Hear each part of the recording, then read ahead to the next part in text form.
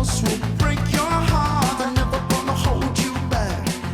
I'm always gonna Hello, hello, my beautiful people. Happy October 23rd. Greetings from Cape Coral, Florida today. I am at one of the most impactful women in my life that I am so privileged to know. Her name is Brenda, and she used to be my store manager. Oh my goodness, so long ago. 2005. Ooh, yeah. We go way back. But she was an amazing store manager. She's an amazing woman. She's just one of those really good human beings. And I'm honored to know her and feeling really grateful that I get to hang out with her and visit. We just got done feeding the ducks some oatmeal, and her 3 puppies are keeping me happy, and her house and her hubby are both just as wonderful as she is. So really enjoying myself today. So grateful for influential people in my life that have taken the time to mentor me and give me guidance when I needed it. She's definitely one of those people. She was funny. She goes, I had no idea you had a gambling problem. And this is someone, like I said, I was in her store for well over a year, and we stayed in touch, and we hide, right? Gamblers hide and lie, and we don't go telling our bad things, right? Everything looks good on the surface when we're gambling. Again, so fortunate to have people like her in my life that were good examples of, what life could and should look like. And don't get me wrong, she's one of those people that when I was, going to college and working and trying to do all the things, she was working 2 jobs. I mean, she was a store manager, going to college and working a second job. She was just crazy. She's just always been crazy and a hard worker. And, you never know who's watching you. So you might be that person for someone, or maybe you're watching someone who's a mentor in your life. I would just recommend that you appreciate it and learn from it and embrace it, and just be so very grateful for these kind of women in your lives, or people. Sorry, gentlemen, I did not mean to exclude you. All right, today's reading. Somewhere beyond the curtain of distorting days lives the lonely thing that shone before these eyes. William Butler Yeats. Recovery can be like a curtain going up a little at a time. It opens very slowly, sometimes dropping back down a little, sometimes staying where it is for weeks or months before rising some more. This image helps remind us that our recovery doesn't always progress at the speed we would like. It is often a slow process with many starts and stops. But we know as long as we work our program, the curtain will continue to go up. We have faith that eventually our lives will be filled with the light our program lets in. We are on the right track toward a better way of life. Whether our curtain is only up a little or much further along, we share with those in our fellowship a common strength, a common goal, and a common destination. Today, let me be grateful for the others who are with me on the road to recovery. Wow, what I hear in this, I hear 2 things in this reading today. I hear that we're making progress, and sometimes it's not as fast as we want it to be. If we're in the recovery arena, or even just the personal development, trying to be a better human, trying to be a better parent, trying to be a better spouse. So I can see that, and keeping the faith that it does get better. It's a slow process with many starts and stops, but we know as long as we work our program, the curtain will continue to go up. And that's very true. And that's part of why I share with you my starts and stops, because I want you to never lose hope that it gets better. It's capable of being better, and that we are entitled to that wonderful life that we're worth having. We have faith that eventually our lives will be filled with the light our program lets in. And I just want to clarify, guys, our program can be whatever is working for you in your recovery. It can be 12 steps for sure.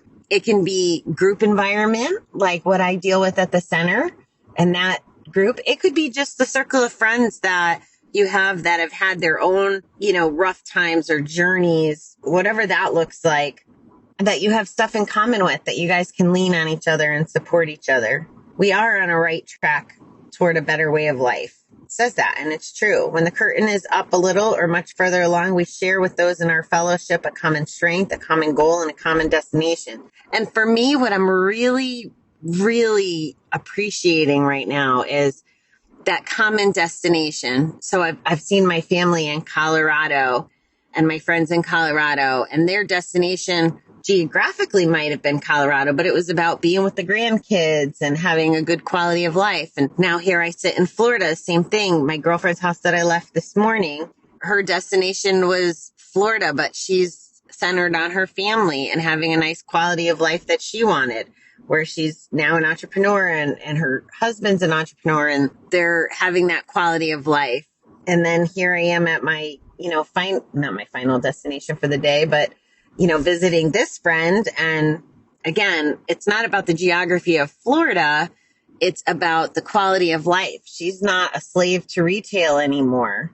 By the way, like, it feels good. It felt good when I was in it, and I'm grateful for my business career and my retail career. But gosh, just to have the freedom to sit out back and feed the ducks and have the sun shining. I think they said they've only seen 3 rainy days here where it was really cumbersome rain. That's the destination, enjoying the sunshine, enjoying the beauty, enjoying our relationships. And all of us that are working towards it have that in common, the destination. Again, not the geography, guys, the quality of life, being happy. Today, let me be grateful for the others who are on the road to recovery. That's the second thing I really heard in this reading was, I think of my Gamblers Anonymous community in Kansas City. I think of it in New York. I think of my friends that I made in treatment. I think of my group from New York.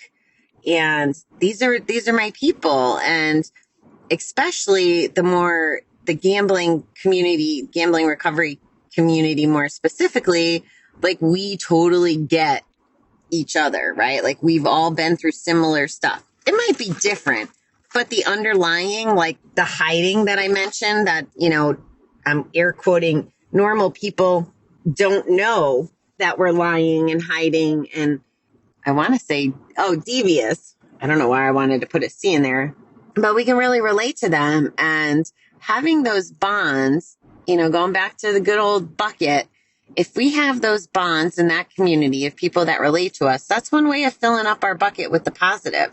And on the days that the negative's showing or that we need the strength or whatever, we can draw our positive from those same communities that we should be giving back to and trying to love and support.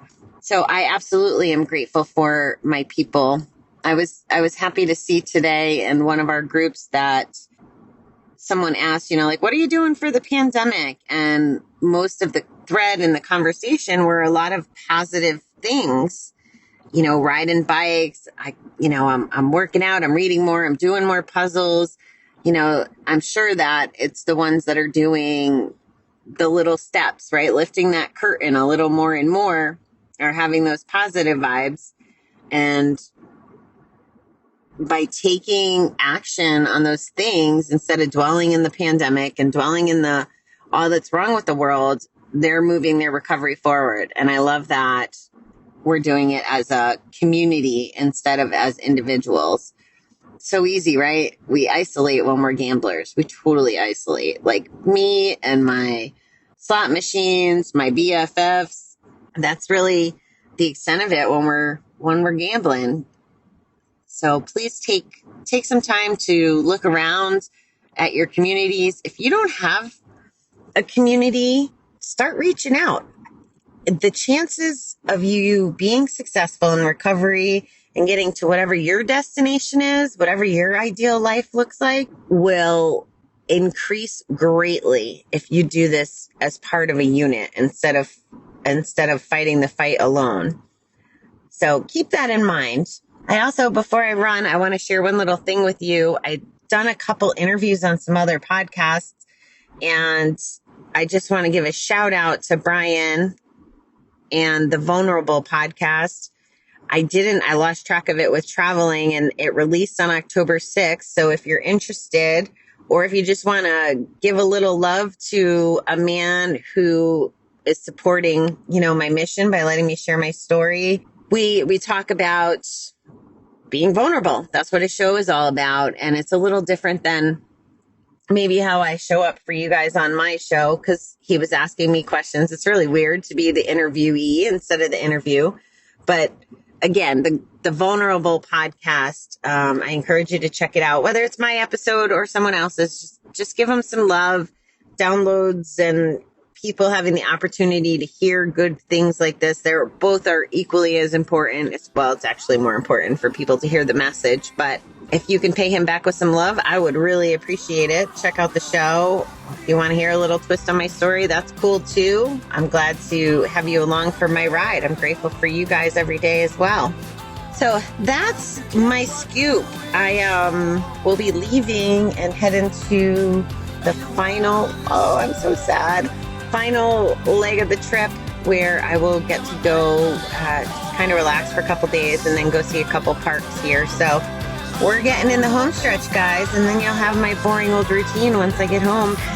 All right. I hope that everyone's having a fabulous day, and I will talk to you soon.